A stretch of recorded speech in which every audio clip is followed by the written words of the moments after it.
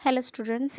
इस वीडियो में हम करेंगे respiratory system of Pila globosa which is commonly known as apple snail. Respiratory system depends upon the habitat. So Pila is a amphibious organism.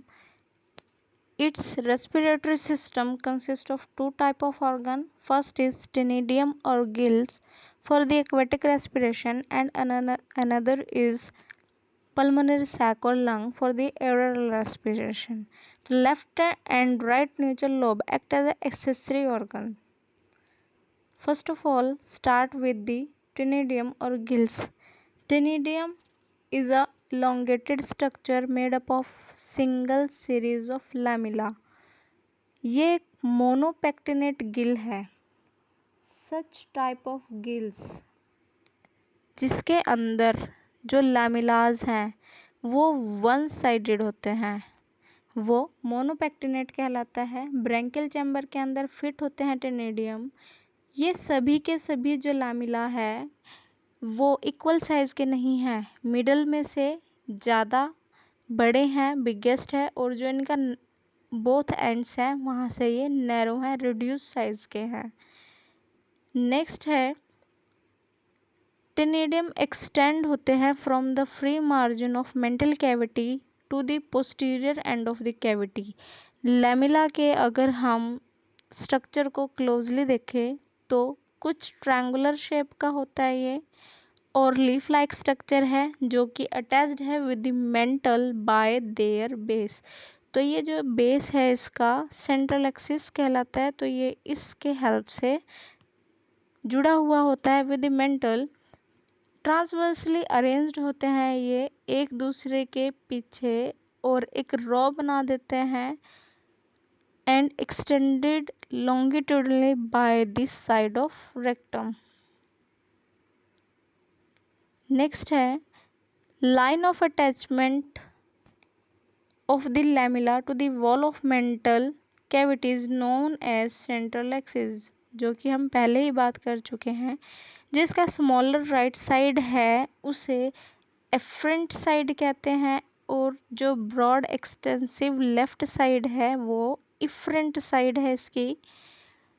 हर एक lamella के अंदर बहुत सारी ट्रांसवर्स प्लेट प्रेजेंट होती हैं या रिज प्रेजेंट होते हैं, जिनका जो फेस है इंटीरियर एंड पोस्टीरियर फेस है एक दूसरे के सामने, और ये क्या करती हैं, बहुत सारी ब्लड वेसल होती है इनके अंदर, और ब्लड फ्लो करता है from the afferent blood vessel to the efferent blood vessel. तो यहाँ पे एरो की हेल्प से जो ब्लड का फ्लो है वो भी शो किया गया है.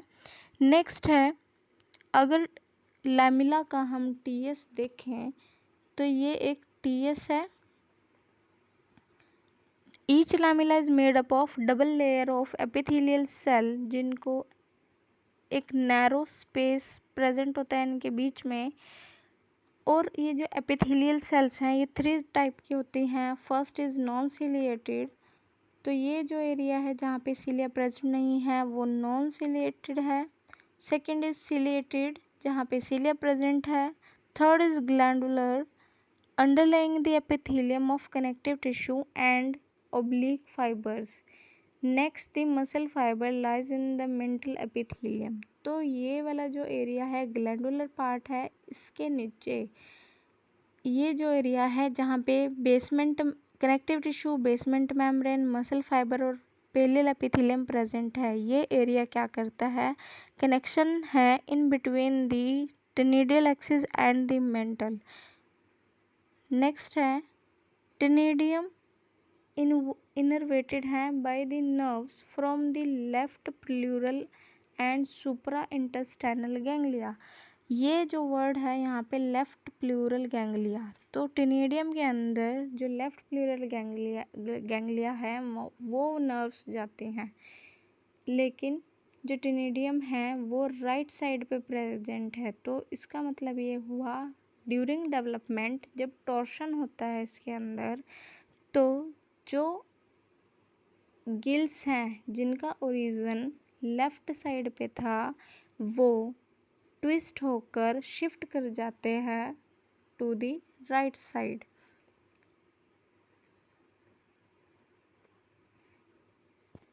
जो एक्वेटिक रेस्पिरेशन है उसका मैकेनिज्म क्या है?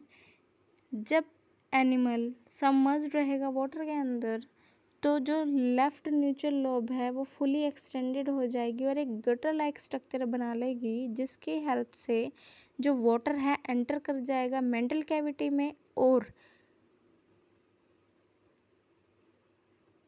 राइट साइड पे पहुंचेगा वाइल बाथिंग दी ट्रिनिडियम, और from the right neutral lobe ये बॉडी से जो वाटर है वो पानी बाहर निकल जाएगा। जब पानी एंटर होगा मेंटल कैविटी के अंदर तो फर्स्टली कांटेक्ट में आएगा विद द ऑस्फेरिडियम। ये ऑस्फेरिडियम क्या करेगा? डिटेक्ट करेगा या टेस्ट करेगा सुटेबिलिटी ऑफ रेस्पिरेटरी पर्पस। जो वाटर की स्टेबिलिटी है उसको चेक करेगा। जो वाटर करंट है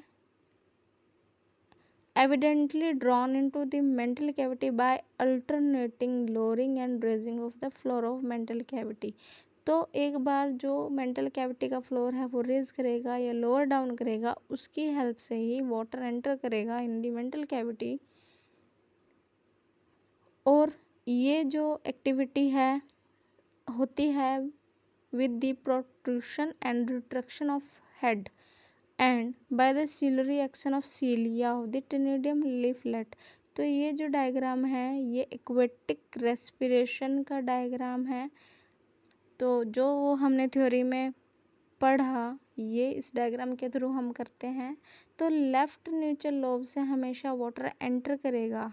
लेफ्ट न्यूट्रल लोब एक गटर लाइक स्ट्रक्चर बना देगा जिससे कि वाटर एंटर करेगा। फर्स्टली ये कांटेक्ट करता है विद द ऑस्फेरिडियम, तो इससे हमें ये पता चलता है ऑस्फेरिडियम इसके पल्मोनरी चैम्बर या फिर लेफ्ट साइड पे प्रेजेंट होगा। ये ऑस्फेरिडियम एक सेंस ऑर्गन है जो कि वाटर की क्वालिटी को चेक करने का काम करता है।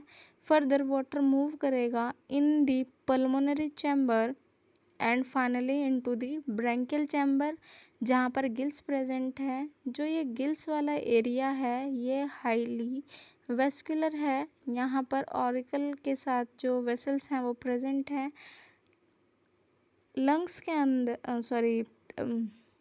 गिल्स के अंदर क्या होगा? With the help of diffusion या डिफ्यूज़न के प्रिंसिपल पे गैसेस एक्सचेंज होगा और जो एक्सक्रंट वाटर है वो अपने साथ वेस्ट चीज़ें और जो वेस्ट डीऑक्सीजनेटेड गैस है वो कार्बन डाइऑक्साइड है वाटर के साथ, वो उसको बाहर निकाल देगा with the right neutral lobe. Next है पल्मोनरी सैक और लंग। तो इसका जो सेकेंड ऑर्गन है वो है पल्मोनरी सैक या लंग। एक बैग लाइक स्ट्रक्चर है जो कि हैंग करता है इनटू द मेंटल कैविटी और प्रेजेंट होता है ब्रैंकियल चैम्बर के अंदर। ये डेवलप होता है from the mental and open होता है into a large Oval opening into pulmonary chamber. तो पल्मोनरी सैक और पल्मोनरी चैम्बर के बीच में एक जो अपर्चर है वो पल्मोनरी अपर्चर कहलाता है और ये अपर्चर गार्डेड है by the two valves flap of unequal size.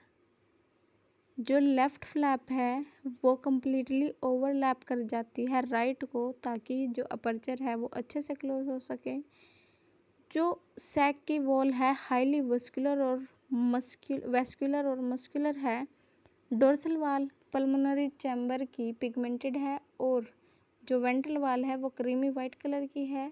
Pulmonary sac in Payla well develop है क्योंकि इसको एरियल मोड ऑफ रेस्पिरेशन भी करना है, लेकिन ये बिल्कुल भी मैच नहीं होता with the lung of land snail.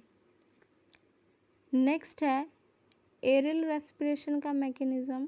तो एरियल रेस्पिरेशन के दौरान जो स्नेल है वो अपनी लेफ्ट न्यूट्रल लोब को एक्सटेंड करता है और एक ट्यूब लाइक स्ट्रक्चर बना लेता है इस तरह से, जिसे कि साइफन कहा जाता है।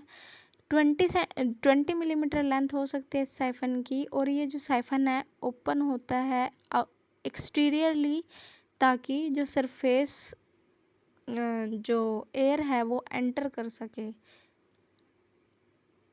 पानी से बाहर इस साइफन को निकालता है पाइला, और एयर इससे एंटर करती है। एयर एंटर करती है इस साइफन के थ्रू और भर जाता है पल्मोनरी चैम्बर।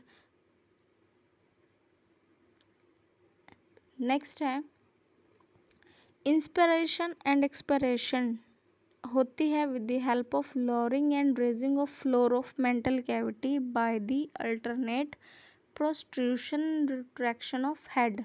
एपिटीनिया प्ले करती है इम्पोर्टेंट रोल।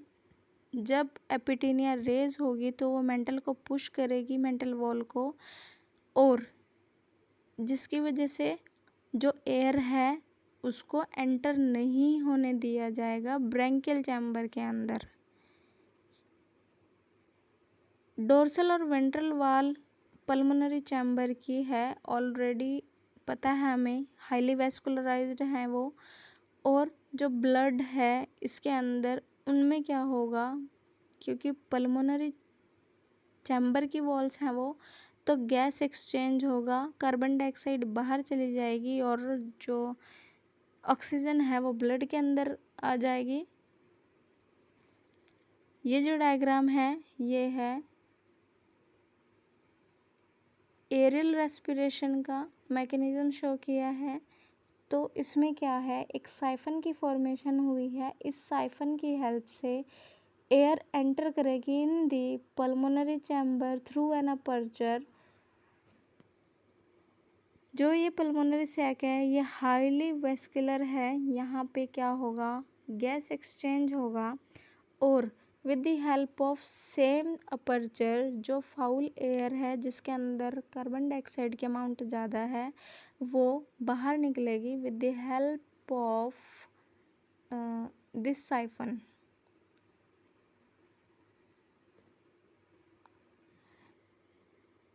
दो मोड है रेस्पिरेशन की, दोनों अल्टरनेट टाइम पे होते हैं। डिपेंड करता है कि जो पाइला है किस कंडीशन में ज़्यादा रहता है। वो जब पाइला ट्रैवल करता है लैंड पर तो वो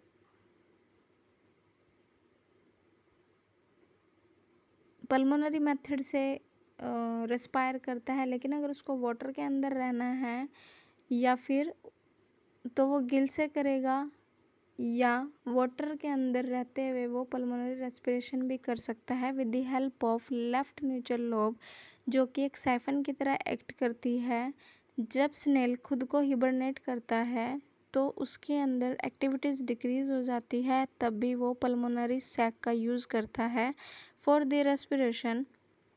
so student, I hope both respiratory organs आपको अच्छे से समझ में आए होंगे और ये रेस्पिरेटरी सिस्टम समझ में आया होगा आपको।